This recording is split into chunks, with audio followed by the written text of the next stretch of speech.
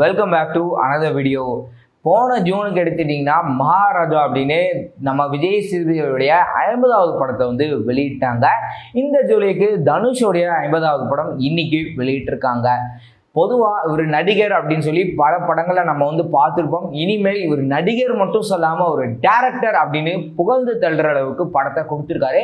அப்படின்னா அந்த படத்தில் இருக்குது அப்படின்னு பார்க்கறதுக்கு முன்னாடி இந்த படத்தோடைய கதைக்குள்ளே போகலாம்.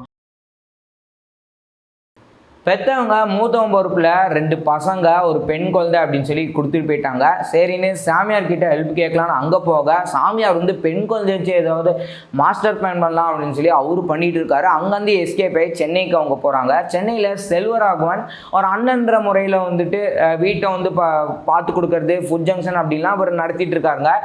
2வது தம்பி வந்துட்டு அவர் காலேஜ் போயிட்டு இருக்காரு. முதல் தம்பி எடுத்துட்டிங்கன்னா அவர் வெட்டு கொத்து சரக்கு அப்படின்ற மாதிரி பண்ணிட்டு இருக்காரு. வீட்லேயே பொறுப்பாக இருக்கிற படத்துடைய துஷ்ரா விஜயன் அவங்க தான் தங்கச்சி கேரக்டர் பண்ணியிருக்காங்க.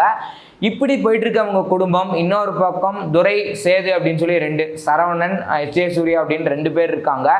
தம்பி வந்து வெட்டு குத்து பண்ணிட்டு இருக்கா இல்லையா, அது மூலயமா இவங்க குடும்பத்துக்கு ஏதாவது பிரச்சனை நடக்குதா அப்படின்றது தான் இந்த படத்துடைய மொத்த கதை. படத்தை வந்து எந்த விதமான எதிர்பார்ப்பும் இல்லைங்க நான் போய் பார்த்தேன். எதிர்பார்த்ததை விட படம் வந்து அவ்வளோ சூப்பராக வந்து கொடுத்துருந்தாங்க.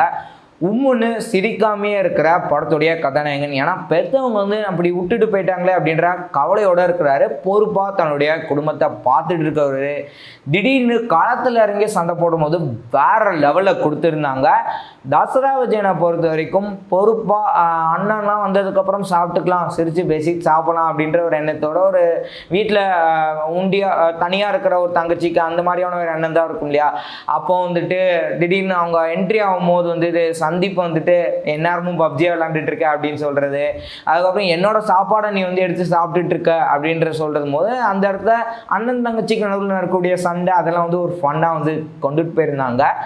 ஏஆர் ரஹ்மானை பொறுத்த வரைக்கும் வாட்டர் பேக்கெட்டு அதுக்கப்புறம் அடங்காத அசுரன் 2 மெயினான சாங் இருக்குது. அது போக கதைக்கு தகுந்த மாதிரி வந்து பாடல் கொடுத்துருந்தாங்க.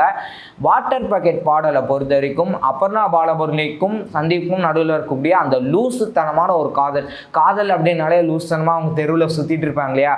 ஸோ அதை வந்து அந்த பாட்டில் அழகாக வந்து காமிச்சிருந்தாங்க. 2வது அடங்காத அசுரன் பாடல் முதல்ல எனக்கு கேட்கும் போது பெருசாக எனக்கு வந்து ஃபீல் ஆகலை. கேட்க எனக்குலாம் தோணலாங்க. இந்த படம் பார்க்கும்போது அந்த சீனுக்கு ஆப்டபிளாக இருந்தது. ஏன்னா உசுரே அப்படின்ற ஒரு லைன் வந்து ட்ரெண்டிங்கில் இருக்குது இல்லையா, அதனால் எனக்கு அந்த லைன் ரொம்ப பிடிச்சி போச்சு. தனுஷ் தன்னுடைய தங்கச்சி மேலே எவ்வளோ உயிராக இருக்கிறாரு அப்படின்றத அந்த ஒரு சீனில் நல்ல ஒரு டச்சிங்காக கொடுத்துருந்தாங்க. அந்த அரசியல் அப்படின்னு எடுத்துட்டிங்கன்னா வீட்டில் வந்துட்டு மேபி வீட்டில் சொல்லுவாங்க, இந்த மாதிரி அட்வைஸ் கொடுப்பாங்க. இல்லை வந்துட்டு உங்களுக்கே தெரிஞ்சிருக்கும் அதில் என்ன மாதிரியான விஷயங்கள்லாம் இருக்குது, அதனால நம்ம பாலிடிக்ஸ்குள்ளே போகலாமா வேணாமா அப்படின்றது இருக்கும். காலேஜில் சாதாரணமாக நடக்கிற ஒரு பாலிடிக்ஸ் பின்னாடி உனக்கு வந்து பிரச்சனை வரும்பா. ஏன்னா எம்எல்ஏவோட மைனும் ஆப்போசிட்டாக இருக்கிறான் அப்படின்னு சொல்லி அதுலேருந்து எப்படியாவது வேகீர் அப்படின்ட்டு இருக்கிற தனுஷ்.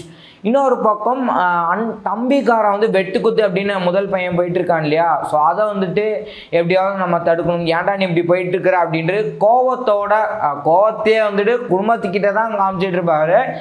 திடீர்னு தான் வந்து அந்த கோவத்தை வந்துட்டு வேற ஒரு நபர் மூலயமா காமிப்பாருங்க. எஸ்.ஏ. சூர்யாவை பொறுத்த வரைக்கும் 2 ஒய்ஃப் இருக்கிறாரு. அதில் வந்துட்டு வரலட்சுமி எடுத்துட்டிங்கன்னா 2வது ஒய்ஃப் கிட்ட தான் எப்பயுமே நீ வந்து நெருக்கமாக பழகிட்டு இருக்க, இங்கே நீ வரவே மாட்டிக்கிற அப்படின்ற ஒரு ஏக்கத்தோடு வந்து இருப்பாங்க. அது அப்படியே ஒரு ஃபன்னாக வந்து கோவத்தோடு அவங்க இருக்கிற மாதிரி வந்து கொடுத்துருப்பாங்க. தசரா விஜயன் நல்ல ஒரு தங்கை கேரக்டர்லையும், அதுக்கப்புறம் சுந்தீப் வந்து ஒரு கோவத்தோட வெட்டுக்குத்து இப்படின்னு சொல்லி ரொம்ப அப்படியே பண்ணிட்டு இருக்காருங்க. அதுக்கப்புறம் காளிதாஸ் ஜெயராமன் வந்து பொறுப்பாக காலேஜ் போயிட்டு பிரச்சனை நடக்குது அதை பயந்துட்டு இருக்கக்கூடிய ஒரு கேரக்டராக இருக்கும். தனுஷோட கேரக்டர் டோட்டல் டிஃப்ரெண்ட்டாக இருக்கும். அதே மாதிரியே காளிதாஸ் ஜெயராமனுடைய கேரக்டரும் டிஃப்ரெண்ட்டாக கொடுத்துருப்பாங்க. சினிமாட்டோகிராஃபியை பொறுத்த வரைக்கும் டுவோர்ட்ஸ் த கிளைமேக்ஸ் அந்த ஒரு short zoom in zoom out கொடுத்துருப்பாங்க. அது வந்து நல்லா இருந்தது. எடிட்டிங், கலர் டோன் அதெல்லாம் ஒரு தனியாக வரலாங்க. ஏன்னா கிளைமேக்ஸ் சீனில் வந்துட்டு அந்த ஒரு கலர் டோன் அப்படியே ரொம்ப புழுதியை பறக்கிற மாதிரி அப்படியே கொடுத்துருப்பாங்க. அதெல்லாம் வந்துட்டு கிட்டத்தட்ட கருடன் எனக்கு ஞாபகம் வந்தது அப்படின்னு சொன்னால் அந்த கிளைமேக்ஸும் புளிது வர மாதிரி இருக்கும். ஆனால் இதில் வந்து அந்த ஒரு ரெட்டிஷ் டோன், அந்த ஒரு கலர் டோன் வந்து அழகாக வந்து கொடுக்கணும் அப்படின்ற ஒரு எண்ணத்தோட டேரக்டர் வந்து தனுஷ் பண்ணியிருந்தாரு.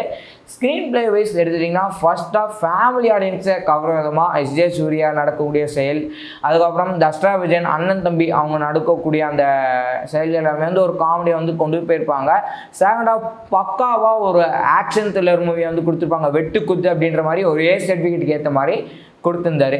இந்த படத்தில் நெகட்டிவ் அப்படின்னு சொல்கிறது, அண்ணன் வந்து பொறுப்பாக அப்படி பார்த்துட்டு இருக்கான். அப்படி இருக்கும்போது ரெண்டு தம்பிங்க எதுக்காக இப்படி அண்ணனை எதிர்த்து செய்யணும் அப்படின்ற ஒரு இது இருக்கும். என்ன மாதிரி எதிர்த்து செய்கிறாங்க, சின்னதாக ஏதாவது செய்கிறாங்களா அப்படின்றத நீங்கள் படம் பார்த்தீங்கன்னா உங்களுக்கு வந்து புரியும்.